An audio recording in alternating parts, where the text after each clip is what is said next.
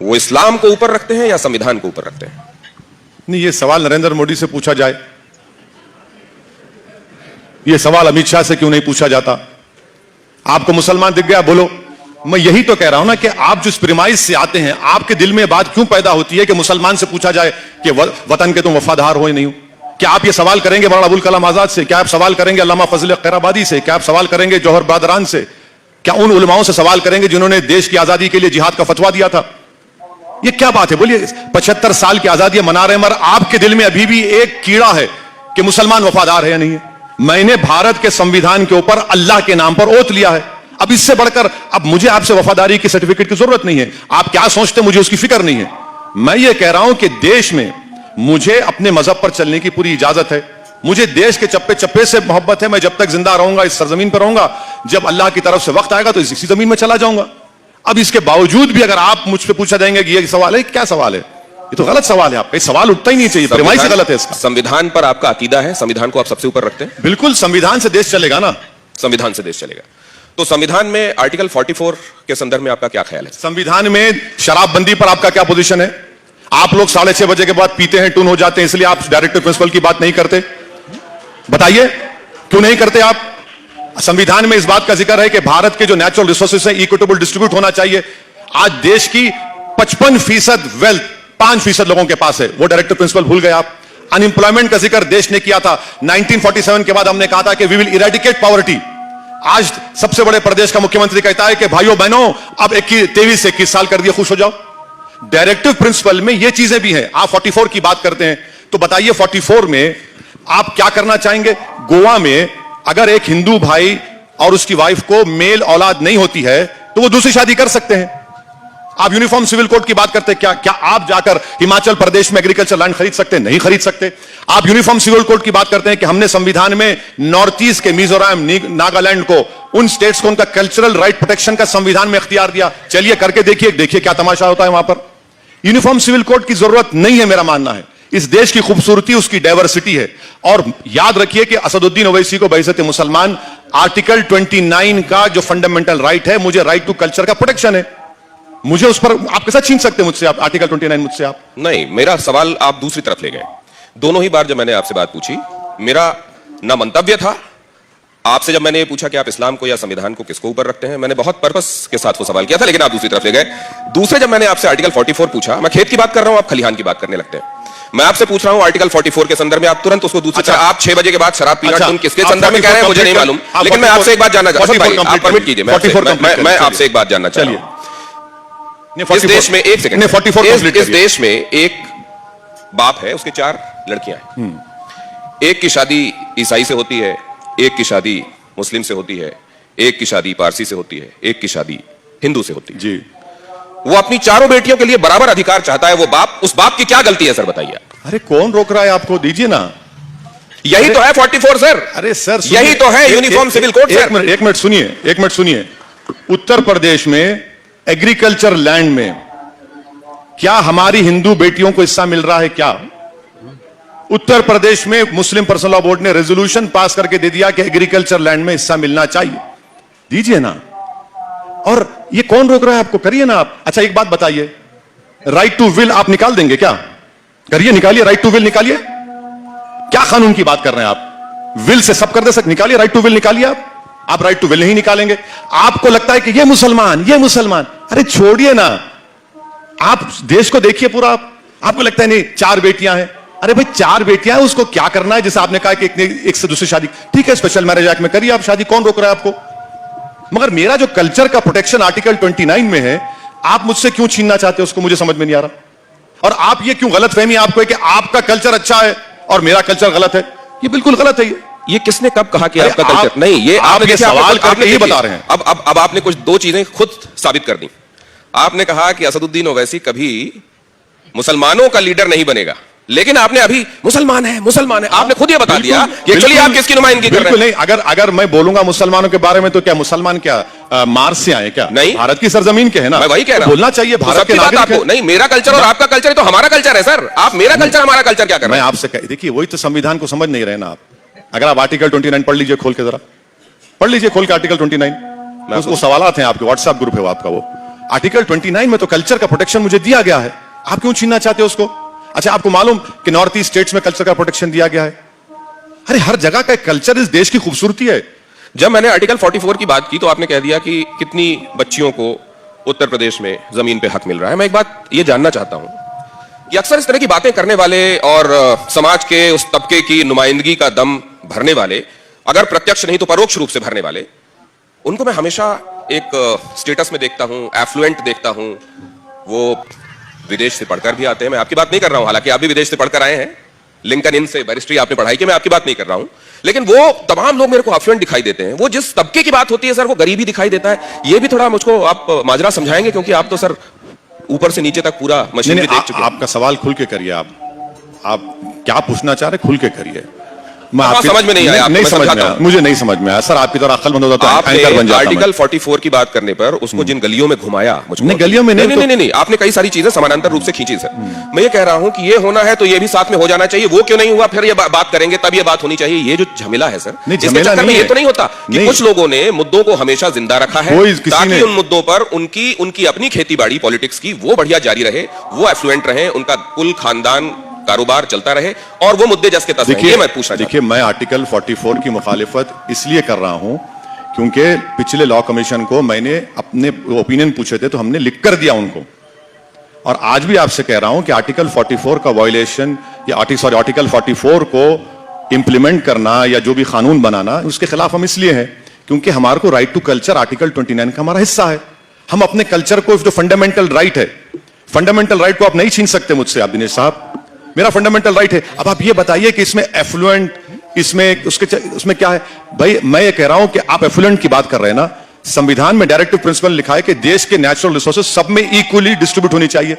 मैं आपको डेटा दे रहा हूं कि देश की 55% दौलत 5% लोगों के पास है। वो क्यों हो रहा है? देश का पूरा एयरपोर्ट, देश के पूरे पोर्ट्स एक आदमी के पास क्यों है? बताइए मेरे को। ये क्या डायरेक्टिव प्रिंसिपल का वायलेशन नहीं है? आप बताइए मेरे को। गरीबी, आप 4 साल का टीओडी करते हैं, आप गरीबी उसका मुकद्दर बना रहे। उस पर देखिए ना, अनएम्प्लॉयमेंट 8% है, आप उस पर नहीं बात करेंगे। किस पर बात करेंगे आप?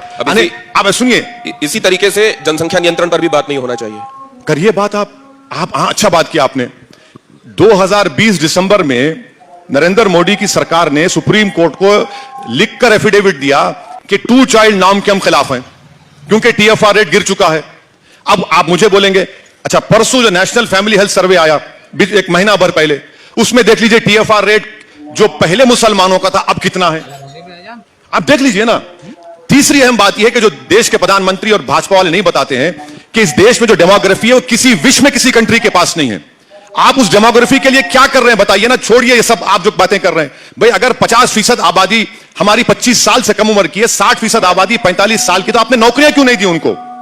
आपने नौकरियां नहीं दी। अब आप कहते हैं 15 लाख में नौकरियां दूंगा 2 साल में। मेक इन इंडिया जब हुआ था 2015 में, आपने कहा make in India, skill India, startup India. देश के प्रधानमंत्री ने कहा था कि मैं 10 करोड़ नौकरियां दूंगा 2022 तक। कहां गया डेटा? वो आप उस पर बात ही नहीं करते। वो इस्लाम को ऊपर रखते हैं या संविधान को ऊपर रखते हैं? नहीं, ये सवाल नरेंद्र मोदी से पूछा जाए। ये सवाल अमित शाह से क्यों नहीं पूछा जाता? आपको मुसलमान दिख गया, बोलो। मैं यही तो कह रहा हूं ना कि आप जिस प्रिमाइस से आते हैं, आपके दिल में बात क्यों पैदा होती है कि मुसलमान से पूछा जाए कि वतन के तुम वफादार हो या नहीं हो? क्या आप ये सवाल करेंगे मौलाना अबुल कलाम आजाद से? क्या आप सवाल करेंगे अल्लामा फजल खैराबादी से? क्या आप सवाल करेंगे जौहर बरदरान से? क्या उन उलमाओं से सवाल करेंगे जिन्होंने देश की आजादी के लिए जिहाद का फतवा दिया था? ये क्या बात है? बोलिए। 75 साल की आजादी मना रहे हैं, मगर आपके दिल में अभी भी एक कीड़ा है कि मुसलमान वफादार है या नहीं है। मैंने भारत के संविधान के ऊपर अल्लाह के नाम पर ओथ लिया है। अब इससे बढ़कर अब मुझे आपसे वफादारी की सर्टिफिकेट की जरूरत नहीं है। आप क्या सोचते मुझे उसकी फिक्र नहीं है। मैं ये कह रहा हूं कि देश में मुझे अपने मजहब पर चलने की पूरी इजाजत है। मुझे देश के चप्पे चप्पे से मोहब्बत है। मैं जब तक जिंदा रहूंगा इस सरजमीन पर रहूंगा, जब अल्लाह की तरफ से वक्त आएगा तो इसी जमीन में चला जाऊंगा। अब इसके बावजूद भी अगर आप मुझ पे पूछा जाएंगे कि ये सवाल है, क्या सवाल है? ये तो गलत सवाल है। आपका सवाल उठता ही नहीं चाहिए, प्रेमाइस से गलत है इसका। संविधान पर आपका अकीदा है, संविधान को आप सबसे ऊपर रखते हैं? बिल्कुल, संविधान से देश चलेगा ना। संविधान से देश चलेगा। तो संविधान में आर्टिकल 44 के संदर्भ में आपका क्या ख्याल है? संविधान में शराबबंदी पर आपका क्या पोजीशन है? आप लोग 6:30 बजे के बाद पीते हैं, टून हो जाते हैं, इसलिए आप डायरेक्टिव प्रिंसिपल की बात नहीं करते। बताइए क्यों नहीं करते आप? संविधान में इस बात का जिक्र है कि भारत के जो नेचुरल रिसोर्सेज हैं इक्विटेबल डिस्ट्रीब्यूट होना चाहिए। आज देश की 55% वेल्थ 5% लोगों के पास है, वो डायरेक्टिव प्रिंसिपल भूल गए आप। अनएम्प्लॉयमेंट का जिक्र देश ने किया था 1947 के बाद, हमने कहा था कि वी विल इरेडिकेट पॉवर्टी। आज सबसे बड़े प्रदेश का मुख्यमंत्री कहता है कि भाइयों बहनों अब 23 से 21 साल कर दिए, खुश हो जाओ। डायरेक्टिव प्रिंसिपल में ये चीजें भी हैं। आप 44 की बात करते हैं तो बताइए 44 में आप क्या करना चाहेंगे? गोवा में अगर एक हिंदू भाई और उसकी वाइफ को मेल औलाद नहीं होती है तो वो दूसरी शादी कर सकते हैं। आप यूनिफॉर्म सिविल कोड की बात करते हैं, क्या आप जाकर हिमाचल प्रदेश में एग्रीकल्चर लैंड खरीद सकते हैं? नहीं खरीद सकते। आप यूनिफॉर्म सिविल कोड की बात करते हैं कि हमने संविधान में नॉर्थ ईस्ट के मिजोरम नागालैंड को, उन स्टेट्स को उनका कल्चरल राइट प्रोटेक्शन का संविधान में इख्तियार दिया। चलिए करके देखिए क्या तमाशा होता है वहां पर। यूनिफॉर्म सिविल कोड की जरूरत नहीं है, मेरा मानना है। इस देश की खूबसूरती उसकी डाइवर्सिटी है। और याद रखिए कि असदुद्दीन ओवैसी को बइज़्ज़त मुसलमान आर्टिकल 29 का जो फंडामेंटल राइट है, मुझे राइट टू कल्चर का प्रोटेक्शन है, मुझे उस पर आप कैसा छीन सकते हैं मुझसे? आप आर्टिकल 29 मुझसे आप नहीं, मेरा सवाल आप दूसरी तरफ ले गए। दोनों ही बार जब मैंने आपसे बात पूछी, मेरा ना मंतव्य था आपसे जब मैंने ये पूछा कि आप इस्लाम को या संविधान को किसको ऊपर रखते हैं, मैंने बहुत पर्पस के साथ वो सवाल किया था, लेकिन आप दूसरी तरफ ले गए। दूसरे जब मैंने आपसे आर्टिकल 44 पूछा, मैं खेत की बात कर रहा हूं, आप खलिहान की बात करने लगते हैं। मैं आपसे पूछ रहा हूं आर्टिकल 44 के संदर्भ में, आप तुरंत उसको दूसरी तरफ। आप 6 बजे के बाद शराब पीना तुम किसके संदर्भ में कह रहे हैं मुझे नहीं मालूम, लेकिन मैं आपसे एक बात जानना चाहता हूं। आप परमिट कीजिए, मैं आपसे एक बात जानना चाहता हूं। इस देश में एक सेकंड, इस देश में एक बाप है, उसके 4 लड़कियां हैं। एक की शादी ईसाई से होती है, एक की शादी मुस्लिम से होती है, एक की शादी पारसी से होती है, एक की शादी हिंदू से होती है जी। वो अपनी चारों बेटियों के लिए बराबर अधिकार चाहता है। वो बाप, उस बाप की क्या गलती है सर, बताइए। अरे कौन रोक रहा है आपको? दीजिए ना। यही तो है 44 सर। अरे सर यही तो है यूनिफॉर्म सिविल कोड सर। एक मिनट सुनिए। उत्तर प्रदेश में एग्रीकल्चर लैंड में क्या हमारी हिंदू बेटियों को हिस्सा मिल रहा है? क्या उत्तर प्रदेश में मुस्लिम पर्सनल लॉ बोर्ड ने रेजोल्यूशन पास करके दे दिया कि एग्रीकल्चर लैंड में हिस्सा मिलना चाहिए? दीजिए ना। और ये कौन रोक रहा है आपको? करिए ना आप। अच्छा एक बात बताइए, राइट टू विल आप निकाल देंगे क्या? करिए, निकालिए, राइट टू विल निकालिए। क्या कानून की बात कर रहे हैं आप? विल से सब कर दे सकते, निकालिए राइट टू विल, निकालिए आप राइट टू विल नहीं निकालेंगे। आपको लगता है कि ये मुसलमान, अरे छोड़िए ना। आप देश को देखिए पूरा। आपको लगता है नहीं 4 बेटियां हैं, अरे भाई 4 बेटियां हैं, उसको क्या करना है? जैसे आपने कहा कि एक से दूसरी शादी, ठीक है, स्पेशल मैरिज एक्ट में करिए आप शादी, कौन रोक रहा है आपको? मगर मेरा जो कल्चर का प्रोटेक्शन आर्टिकल 29 में है, आप मुझसे क्यों छीनना चाहते हो उसको? मुझे समझ में नहीं आ रहा। और आप ये क्यों गलतफहमी आपको है कि आपका कल्चर अच्छा है और मेरा कल्चर गलत है? ये बिल्कुल गलत है। ये किसने कब कहा कि आपका कल्चर नहीं? ये आपने सवाल करके ही बता रहे हैं। अब आपने कुछ 2 चीजें खुद साबित कर दी। आपने कहा कि असदुद्दीन ओवैसी कभी मुसलमानों का लीडर नहीं बनेगा, लेकिन आपने अभी मुसलमान है आपने खुद ये बता दिया कि एक्चुअली आप किसकी नुमाइंदगी कर रहे हैं? नहीं, अगर मैं बोलूंगा मुसलमानों के बारे में तो क्या मुसलमान क्या मार्स से आए क्या? नहीं, भारत की सरजमीन के है ना। मैं वही कह रहा हूं, बोलना चाहिए भारत के नागरिक है। नहीं, मेरा कल्चर और आपका कल्चर तो हमारा कल्चर है सर। आप मेरा कल्चर हमारा कल्चर क्या कर रहे हैं? मैं आपसे देखिए, वही तो संविधान को समझ नहीं रहे ना आप। अगर आप आर्टिकल 29 पढ़ लीजिए खोल के, जरा पढ़ लीजिए खोल के आर्टिकल 29। वो सवालात हैं आपके, व्हाट्सएप ग्रुप है वो आपका। वो आर्टिकल 29 में तो कल्चर का प्रोटेक्शन मुझे दिया गया है, आप क्यों छीनना चाहते हो उसको? अच्छा, आपको मालूम कि नॉर्थ ईस्ट स्टेट्स में कल्चर का प्रोटेक्शन दिया गया है? अरे हर जगह का कल्चर इस देश की खूबसूरती है। जब मैंने आर्टिकल 44 की बात की तो आपने कह दिया कि कितनी बच्चियों को उत्तर प्रदेश में जमीन पे हक मिल रहा है। मैं एक बात ये जानना चाहता हूं कि अक्सर इस तरह की बातें करने वाले और समाज के उस तबके की नुमाइंदगी का दम भरने वाले, अगर प्रत्यक्ष नहीं तो परोक्ष रूप से भरने वाले, उनको मैं हमेशा एक स्टेटस में देखता हूं, एफ्लुएंट देखता हूं। वो विदेश से पढ़कर भी आते हैं। मैं आपकी बात नहीं कर रहा हूं, हालांकि आप भी विदेश से पढ़कर आए हैं, लिंकन इन से बैरिस्ट्री आपने पढ़ाई की, मैं आपकी बात नहीं कर रहा हूं। लेकिन वो तमाम लोग मेरे को अफ्लुएंट दिखाई देते हैं। वो जिस तबके की बात होती है सर, वो गरीबी दिखाई देता है। ये भी थोड़ा मुझको आप माजरा समझाएंगे, क्योंकि आप तो सर ऊपर से नीचे तक पूरा मशीन देख चुके हैं। आपका सवाल खुल के करिए। आप क्या पूछना चाह रहे, खुल के करिए।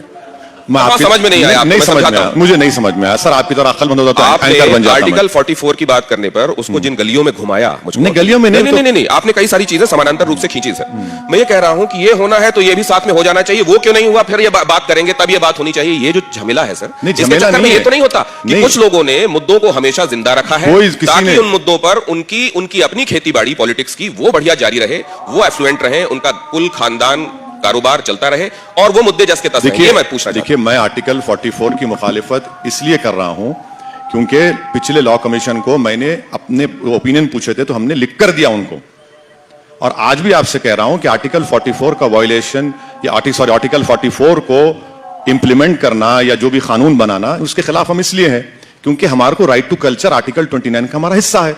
हम अपने कल्चर को, जो फंडामेंटल राइट है, फंडामेंटल राइट को आप नहीं छीन सकते मुझसे। आप दिनेश साहब, मेरा फंडामेंटल राइट है। अब आप ये बताइए कि इसमें एफ्लुएंट, इसमें उसमें क्या है? भाई मैं ये कह रहा हूं कि आप एफ्लुएंट की बात कर रहे हैं ना, संविधान में डायरेक्टिव प्रिंसिपल लिखा है कि देश के नेचुरल रिसोर्सेज सब में इक्वली डिस्ट्रीब्यूट होनी चाहिए। मैं आपको डेटा दे रहा हूं कि देश की 55% दौलत 5% लोगों के पास है। वो क्यों हो रहा है? देश का पूरा एयरपोर्ट, देश के पूरे पोर्ट्स एक आदमी के पास क्यों है? बताइए मेरे को। ये क्या डायरेक्टिव प्रिंसिपल का वायलेशन नहीं है? आप बताइए मेरे को। गरीबी, आप 4 साल का टीओडी करते हैं, आप गरीबी उसका मुकद्दर बना रहे, उस पर देखिए ना। अनएम्प्लॉयमेंट 8% है, आप उस पर नहीं बात करेंगे। किस पर बात करेंगे आप? आप सुनिए, इसी तरीके से जनसंख्या नियंत्रण पर भी बात नहीं होना चाहिए? करिए बात आप। हाँ, अच्छा बात किया आपने। 2020 दिसंबर में नरेंद्र मोदी की सरकार ने सुप्रीम कोर्ट को लिखकर एफिडेविट दिया कि 2 चाइल्ड नॉर्म के हम खिलाफ हैं क्योंकि टीएफआर रेट गिर चुका है। अब आप मुझे बोलेंगे, अच्छा परसों जो नेशनल फैमिली हेल्थ सर्वे आया एक महीना भर पहले, उसमें देख लीजिए टीएफआर रेट जो पहले मुसलमानों का था अब कितना है, आप देख लीजिए ना। तीसरी अहम बात यह है कि जो देश के प्रधानमंत्री और भाजपा वाले नहीं बताते हैं कि इस देश में जो डेमोग्राफी है वो किसी विश्व में किसी कंट्री के पास नहीं है। आप उस डेमोग्राफी के लिए क्या कर रहे हैं बताइए ना। छोड़िए ये सब आप जो बातें कर रहे हैं। भाई अगर 50% आबादी हमारी 25 साल से कम उम्र की है, 60% आबादी 45 साल की, तो आपने नौकरियां क्यों नहीं दी उनको? आपने नौकरियां नहीं दी। अब आप कहते हैं 15 लाख में नौकरियां दूंगा 2 साल में। मेक इन इंडिया जब हुआ था 2015 में, आपने कहा make in India, skill India, startup India. देश के प्रधानमंत्री ने कहा था कि मैं 10 करोड़ नौकरियां दूंगा 2022 तक। कहां गया डेटा? वो आप उस पर बात ही नहीं करते। वो इस्लाम को ऊपर रखते हैं या संविधान को ऊपर रखते हैं? नहीं, ये सवाल नरेंद्र मोदी से पूछा जाए, ये सवाल अमित शाह से क्यों नहीं पूछा जाता? आपको मुसलमान दिख गया, बोलो।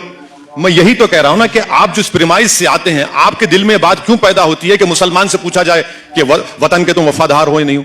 क्या आप ये सवाल करेंगे मौलाना अबुल कलाम आजाद से? क्या आप सवाल करेंगे अल्लामा फजल खैराबादी से? क्या आप सवाल करेंगे जौहर बरदरान से?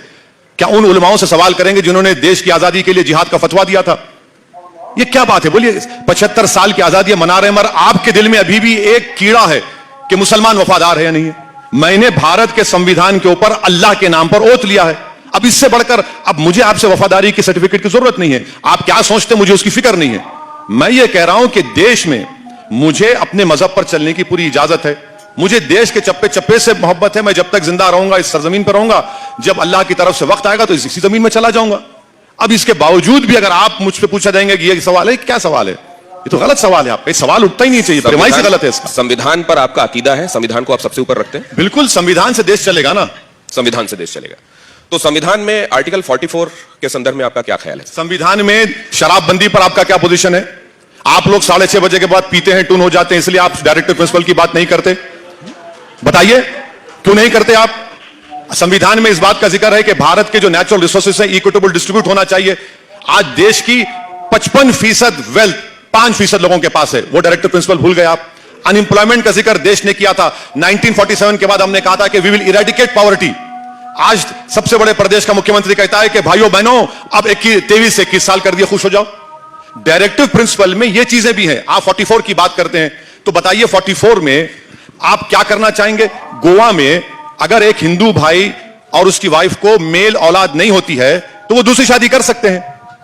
आप यूनिफॉर्म सिविल कोड की बात करते हैं। क्या आप जाकर हिमाचल प्रदेश में एग्रीकल्चर लैंड खरीद सकते हैं? नहीं खरीद सकते।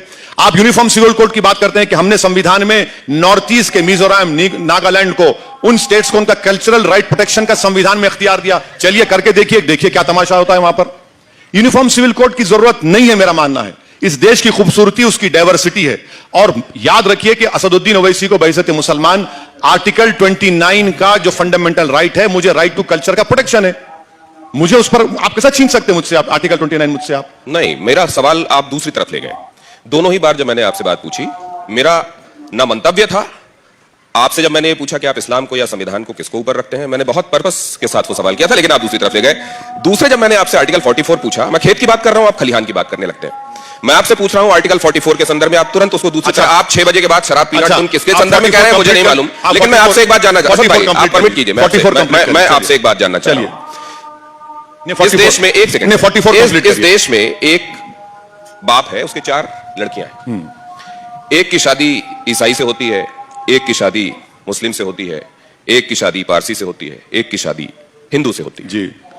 वो अपनी चारों बेटियों के लिए बराबर अधिकार चाहता है, वो बाप, उस बाप की क्या गलती है सर बताइए? अरे कौन रोक रहा है आपको, दीजिए ना।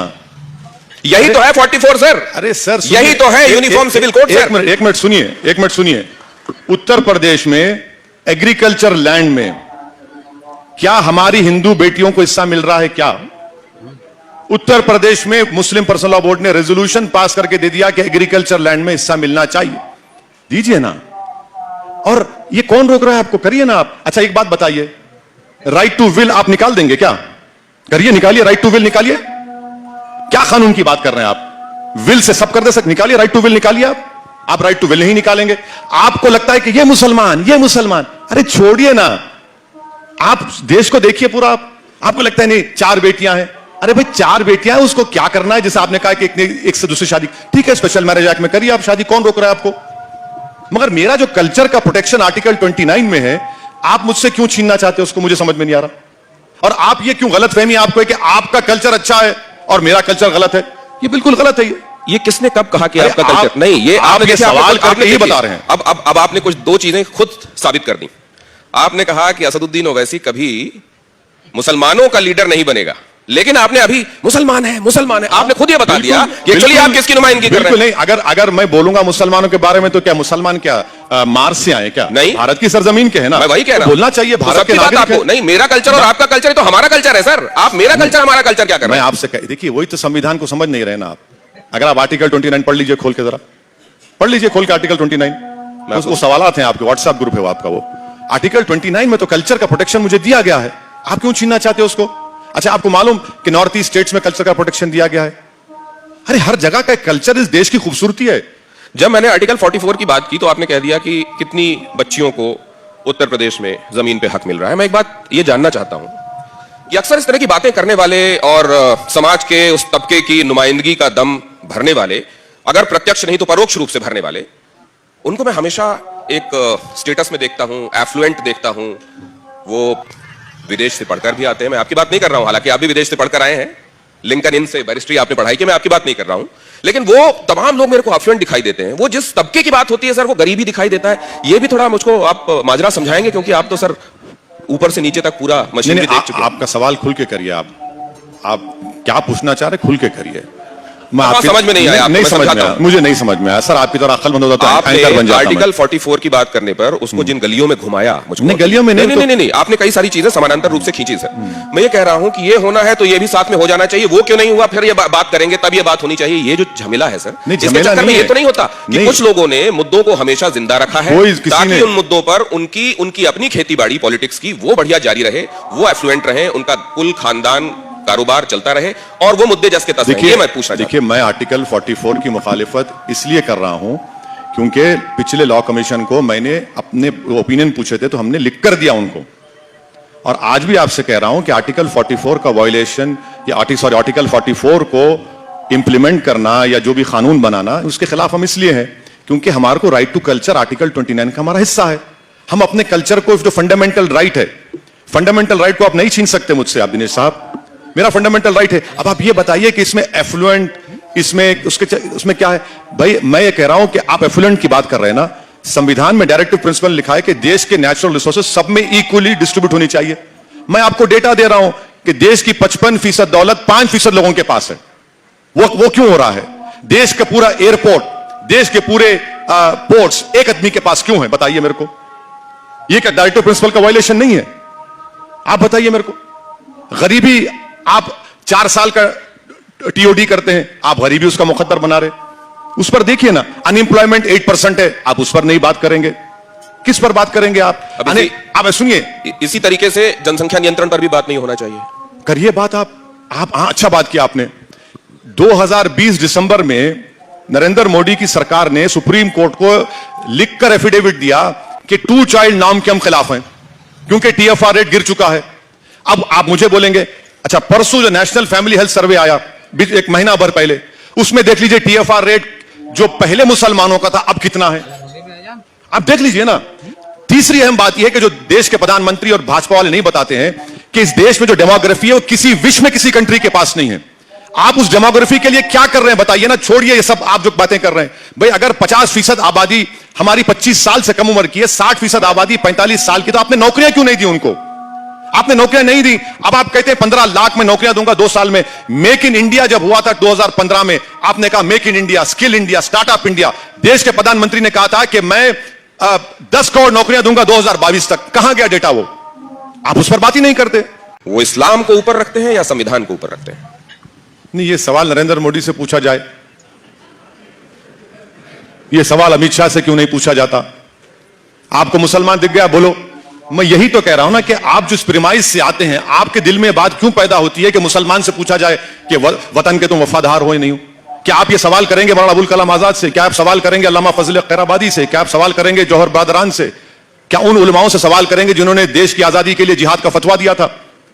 ये क्या बात है? बोलिए, 75 साल की आजादी मना रहे हैं, मगर आपके दिल में अभी भी एक कीड़ा है कि मुसलमान वफादार है या नहीं है।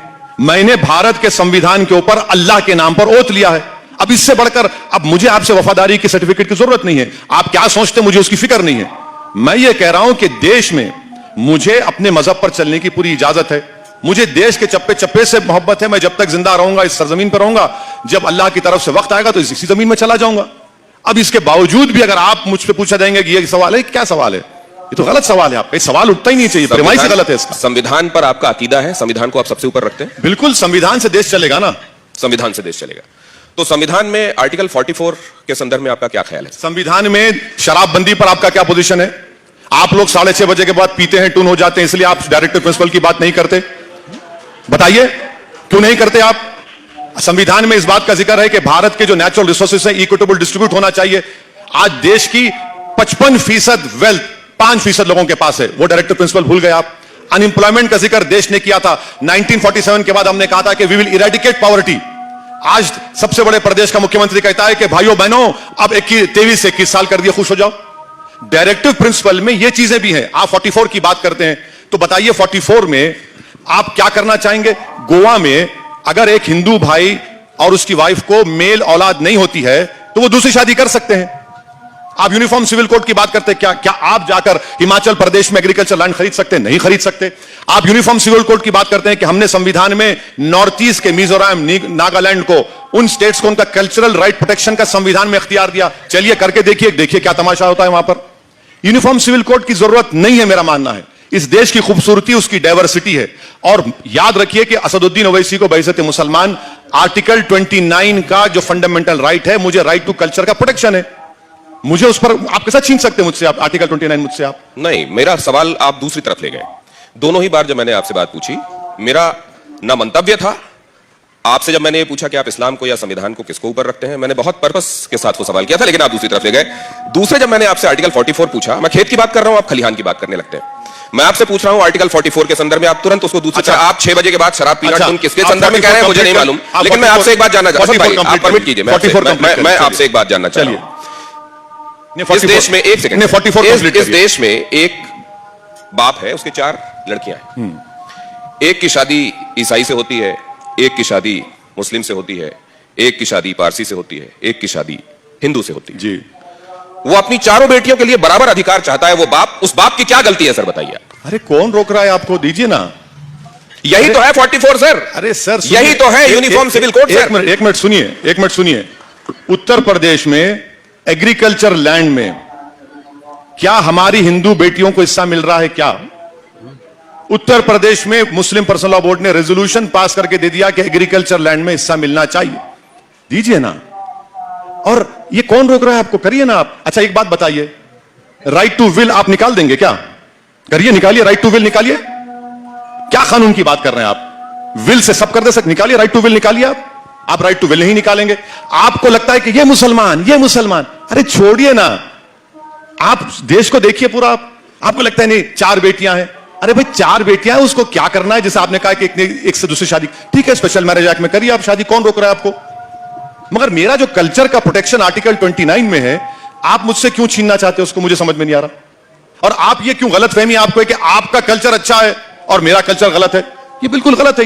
ये किसने कब कहा कि अरे आपका आप- कल्चर नहीं? ये आप आपने ये जैसे आपने सवाल खुद करके नहीं देखी। बता रहे हैं। अब आपने कुछ दो चीजें खुद साबित कर दी। आपने कहा कि असदुद्दीन ओवैसी कभी मुसलमानों का लीडर नहीं बनेगा, लेकिन आपने अभी मुसलमान है आपने खुद ये बता दिया कि एक्चुअली आप किसकी नुमाइंदगी कर रहे बिल्कुल हैं। नहीं। अगर मैं बोलूंगा मुसलमानों के बारे में तो क्या मुसलमान क्या मार्स से आए क्या? नहीं, भारत की सरजमीन के है ना। मैं वही कह रहा हूं। बोलना चाहिए तो भारत सबकी के बात नागरिक आपको हैं। नहीं, मेरा कल्चर और आपका कल्चर तो हमारा कल्चर है सर। आप मेरा कल्चर हमारा कल्चर क्या कर रहे मैं हैं? आपसे देखिए, वही तो संविधान को समझ नहीं रहे ना आप। अगर आप आर्टिकल 29 पढ़ लीजिए खोल के, जरा पढ़ लीजिए खोल के आर्टिकल 29। वो सवालात हैं आपके, व्हाट्सएप ग्रुप है वो आपका। वो आर्टिकल 29 में तो कल्चर का प्रोटेक्शन मुझे दिया गया है, आप क्यों छीनना चाहते हो उसको? अच्छा, आपको मालूम कि नॉर्थ ईस्ट स्टेट्स में कल्चर का प्रोटेक्शन दिया गया है? अरे हर जगह का कल्चर इस देश की खूबसूरती है। जब मैंने आर्टिकल 44 की बात की तो आपने कह दिया कि कितनी बच्चियों को उत्तर प्रदेश में जमीन पे हक मिल रहा है। मैं एक बात ये जानना चाहता हूं कि अक्सर इस तरह की बातें करने वाले और समाज के उस तबके की नुमाइंदगी का दम भरने वाले, अगर प्रत्यक्ष नहीं तो परोक्ष रूप से भरने वाले, उनको मैं हमेशा एक स्टेटस में देखता हूं, एफ्लुएंट देखता हूं। वो विदेश से पढ़कर भी आते हैं। मैं आपकी बात नहीं कर रहा हूं, हालांकि आप भी विदेश से पढ़कर आए हैं, लिंकन इन से बैरिस्ट्री आपने पढ़ाई की, मैं आपकी बात नहीं कर रहा हूं। लेकिन वो तमाम लोग मेरे को अफ्लुएंट दिखाई देते हैं। वो जिस तबके की बात होती है सर, वो गरीबी दिखाई देता है। ये भी थोड़ा मुझको आप माजरा समझाएंगे, क्योंकि आप तो सर ऊपर से नीचे तक पूरा मशीनरी देख चुके हैं। आपका सवाल खुल के करिए। आप क्या पूछना चाह रहे, खुल के करिए। मैं हाँ, आपकी समझ में नहीं आया, नहीं मैं समझ में समझाता आया, हूं। मुझे नहीं समझ में आया सर। आपकी तरह अक्लमंद होता तो एंकर बन जाता मैं। आर्टिकल 44 की बात करने पर उसको जिन गलियों में घुमाया, मुझको नहीं, गलियों में नहीं, नहीं, तो- नहीं, नहीं, आपने कई सारी चीजें समानांतर रूप से खींची सर। मैं ये कह रहा हूं कि ये होना है तो ये भी साथ में हो जाना चाहिए। वो क्यों नहीं हुआ, फिर ये बात करेंगे, तब ये बात होनी चाहिए। ये जो झमेला है सर, नहीं, इसके झमेला चक्कर में नहीं ये है। तो नहीं होता कि नहीं। कुछ लोगों ने मुद्दों को हमेशा जिंदा रखा है, कोई किसी ताकि ने- उन मुद्दों पर उनकी अपनी खेतीबाड़ी पॉलिटिक्स की वो बढ़िया जारी रहे, वो एफ्लुएंट रहे, उनका कुल खानदान कारोबार चलता रहे और वो मुद्दे जस के तस रहें। ये मैं पूछना चाहता हूं। देखिए, मैं आर्टिकल 44 की मुखालिफत इसलिए कर रहा हूं क्योंकि पिछले लॉ कमीशन को मैंने अपने ओपिनियन पूछे थे तो हमने लिख कर दिया उनको। और आज भी आपसे कह रहा हूं कि आर्टिकल 44 का वायलेशन या आर्टिकल 44 को इंप्लीमेंट करना या जो भी कानून बनाना, उसके खिलाफ हम इसलिए हैं क्योंकि हमारे को राइट टू कल्चर आर्टिकल 29 का हमारा हिस्सा है। हम अपने कल्चर को, जो फंडामेंटल राइट है, फंडामेंटल राइट को आप नहीं छीन सकते मुझसे। आप दिनेश साहब, मेरा फंडामेंटल राइट है। अब आप ये बताइए कि इसमें एफ्लुएंट, उसमें क्या है? भाई मैं ये कह रहा हूं कि आप एफ्लुएंट की बात कर रहे हैं ना, संविधान में डायरेक्टिव प्रिंसिपल लिखा है कि देश के नेचुरल रिसोर्सेज सब में इक्वली डिस्ट्रीब्यूट होनी चाहिए। मैं आपको डेटा दे रहा हूं कि देश की 55% दौलत 5% लोगों के पास है। वो क्यों हो रहा है? देश का पूरा एयरपोर्ट, देश के पूरे पोर्ट्स एक आदमी के पास क्यों है? बताइए मेरे को। ये क्या डायरेक्टिव प्रिंसिपल का वायलेशन नहीं है? आप बताइए मेरे को। गरीबी, आप 4 साल का टीओडी करते हैं, आप गरीबी उसका मुकद्दर बना रहे। उस पर देखिए ना, अनएम्प्लॉयमेंट 8% है, आप उस पर नहीं बात करेंगे। किस पर बात करेंगे आप? आप सुनिए, इसी तरीके से जनसंख्या नियंत्रण पर भी बात नहीं होना चाहिए। करिए बात आप। हाँ, अच्छा बात किया आपने। 2020 दिसंबर में नरेंद्र मोदी की सरकार ने सुप्रीम कोर्ट को लिखकर एफिडेविट दिया कि 2 चाइल्ड नॉर्म के हम खिलाफ हैं क्योंकि टीएफआर रेट गिर चुका है। अब आप मुझे बोलेंगे, अच्छा परसों जो नेशनल फैमिली हेल्थ सर्वे आया एक महीना भर पहले, उसमें देख लीजिए टीएफआर रेट जो पहले मुसलमानों का था अब कितना है, आप देख लीजिए ना। तीसरी अहम बात यह है कि जो देश के प्रधानमंत्री और भाजपा वाले नहीं बताते हैं कि इस देश में जो डेमोग्राफी है वो किसी विश्व में किसी कंट्री के पास नहीं है। आप उस डेमोग्राफी के लिए क्या कर रहे हैं बताइए ना। छोड़िए ये सब आप जो बातें कर रहे हैं। भाई अगर 50% आबादी हमारी 25 साल से कम उम्र की है, 60% आबादी 45 साल की, तो आपने नौकरियां क्यों नहीं दी उनको? आपने नौकरियां नहीं दी। अब आप कहते हैं 15 लाख में नौकरियां दूंगा 2 साल में। मेक इन इंडिया जब हुआ था 2015 में, आपने कहा make in India, skill India, startup India. देश के प्रधानमंत्री ने कहा था कि मैं 10 करोड़ नौकरियां दूंगा 2022 तक। कहां गया डेटा वो? आप उस पर बात ही नहीं करते।